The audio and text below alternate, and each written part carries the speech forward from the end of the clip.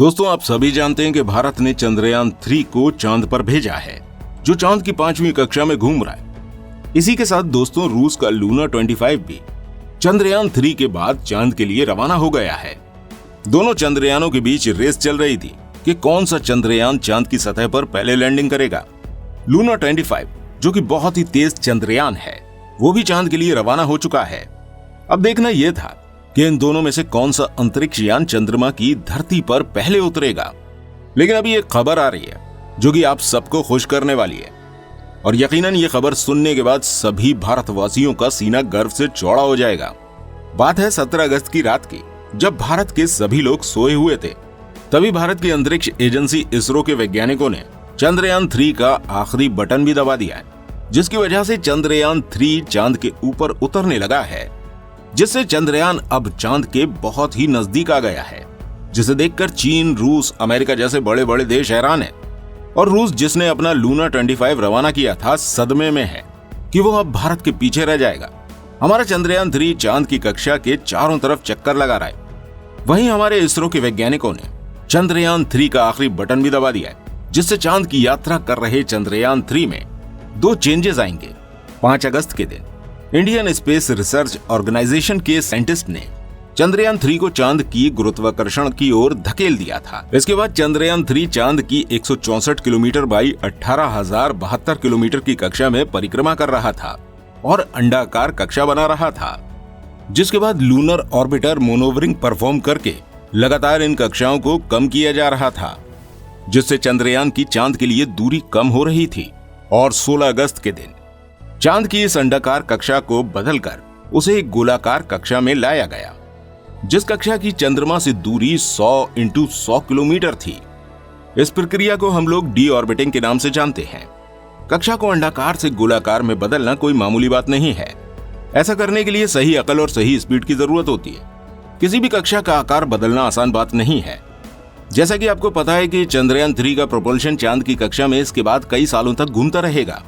यदि इस परिक्रमा का एंगल थोड़ा सा भी इधर उधर या गलत हुआ तो प्रोपल्शन मॉड्यूल चांद से दूर होता चला जाएगा और एक दिन ये चांद के गुरुत्वाकर्षण केंद्र से बाहर हो जाएगा और अंतरिक्ष में कहीं खो जाएगा। अगर ऐसा हुआ तो हमारा ये मिशन फेल हो सकता है और हमारी इतनी मेहनत बेकार चली जाएगी। लेकिन ऐसा ना हो, इसके लिए हमारे इसरो के वैज्ञानिकों ने बहुत होशियारी से चंद्रयान 3 की स्पीड को मेंटेन किया है। और 16 अगस्त के दिन इसरो के वैज्ञानिकों ने चंद्रयान 3 का आखिरी बटन भी दबा दिया है, जिससे चंद्रयान 3 का इंजन उससे अलग हो गया और चंद्रयान 3 चांद की 5वीं कक्षा में उतर गया और 100 बाई 100 किलोमीटर की ऑर्बिट बनाई गई। हमारे वैज्ञानिकों ने इस चंद्रयान 3 के सभी स्टेप आर्टिफिशियल इंटेलिजेंस सॉफ्टवेयर में फिट कर दिए हैं। इसका मतलब है, यदि हमारी धरती से कोई गलती भी हो जाती है तो चंद्रयान 3 का ये आर्टिफिशियल इंटेलिजेंस सॉफ्टवेयर उस गलती को खुद ब खुद ठीक कर लेगा। दोस्तों, ये काम बहुत ही ज्यादा मुश्किल है और इस बात का पता आप इस तरह लगा सकते हैं कि रूस द्वारा भेजा गया लूना 25 16 अगस्त के दिन चांद की कक्षा में पहुंच गया था और उस लूना 25 के इतनी तेज होने के बाद भी वो इतनी जल्दी चांद पर लैंडिंग नहीं कर सकता। धरती से चांद की पहली कक्षा में सफर कुछ चुटकियों में तय करने वाला लूना चांद की पहली और 5वीं ऑर्बिट में पहुंचने के लिए उसे कम से कम 5 से 6 दिन तक चांद की परिक्रमा करनी होगी। इसके बाद 16 अगस्त के दिन ये सोचा जा रहा था कि भारत का चंद्रयान 3 चांद की 5वीं कक्षा में कुछ दिनों तक परिक्रमा करेगा और उसके बाद ही चांद की तरफ आगे बढ़ेगा। लेकिन 17 अगस्त की रात में इसरो के वैज्ञानिकों द्वारा दबाए गए बटन से चंद्रयान 3 का इंजन उससे अलग हो गया। ऐसा करने के लिए इंजन मॉड्यूल और लैंडर मॉड्यूल दोनों को जिस हुक द्वारा जोड़ा गया था, उन हुक्स को खोल दिया गया और इसके बाद जो इंजन मॉड्यूल है उसकी स्पीड को धीरे धीरे बढ़ाया जाएगा, ताकि इंजन मॉड्यूल और लैंडर मॉड्यूल के बीच ठीक ठाक दूरी बन जाए और लैंडर मॉड्यूल अपनी उसी कक्षा में आगे की तरफ बढ़ जाए। कहा जा रहा है कि 20 अगस्त के दिन चंद्रयान 3 का इंजन मॉड्यूल तो चांद की 5वीं कक्षा में ही घूमता रहेगा, लेकिन चंद्रयान 3 का लैंडर मॉड्यूल अपनी कक्षा को कम करके 100 बाई 30 किलोमीटर की दूरी की कक्षा बनाएगा। इसके बाद ये लैंडर मॉड्यूल अपनी 30 किलोमीटर की दूरी को कम करके धीरे धीरे चांद की सतह की ओर बढ़ेगा।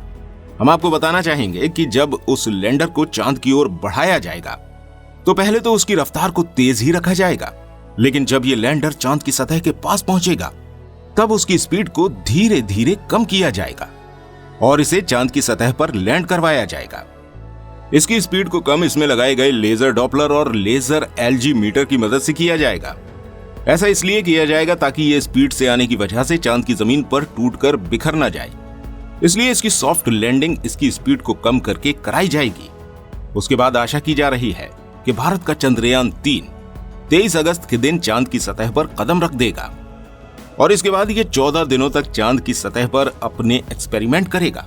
और इसके अंदर एक 26 किलो का रोबोट भी रखा गया है जो इसकी इस रिसर्च में मदद करेगा।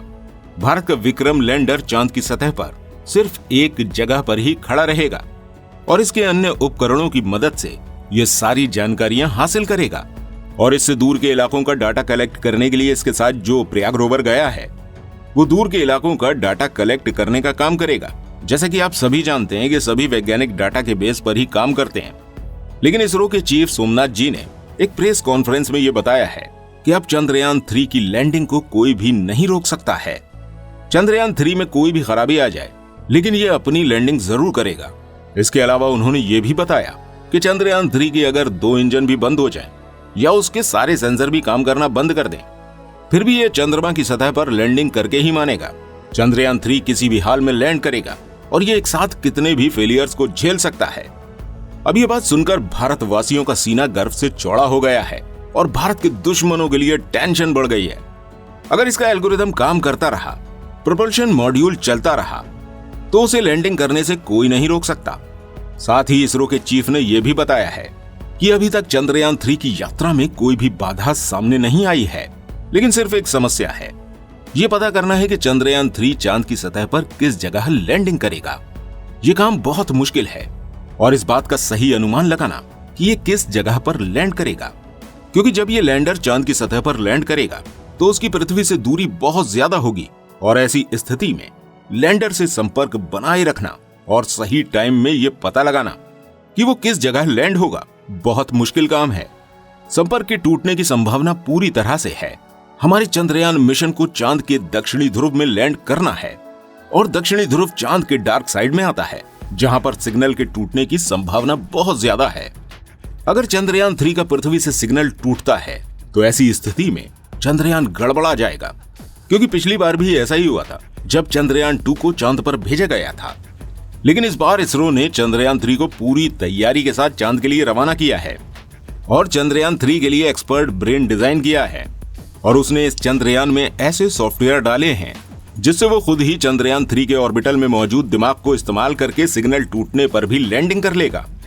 दोस्तों, ऐसी उम्मीद की जा रही है कि ये मिशन इस बार हर हाल में पूरा होना है और उसको अब पूरा होने से कोई भी नहीं रोक सकता है। दोस्तों, आशा करते हैं कि चंद्रयान 3 की चांद पर लैंडिंग सही सलामत होगी और हमारा ये मिशन जरूर पूरा होगा। और साथ ही आपको अगर हमारी ये वीडियो पसंद आई हो तो वीडियो को लाइक और शेयर अवश्य करें और हमारे चैनल को सब्सक्राइब करना न भूलें। मिलते हैं आपसे अगली वीडियो में, तब तक अगली खबर के लिए हमारे साथ बने रहें। Good bye.